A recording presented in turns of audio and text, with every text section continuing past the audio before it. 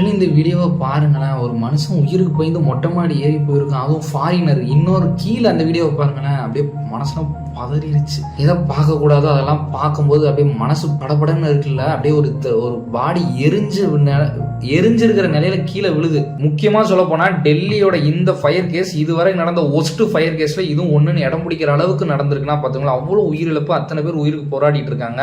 22 பேர் செத்து இருக்காங்க, 40 பேருக்கு மேல உயிருக்கு போராடிட்டு இருக்காங்க.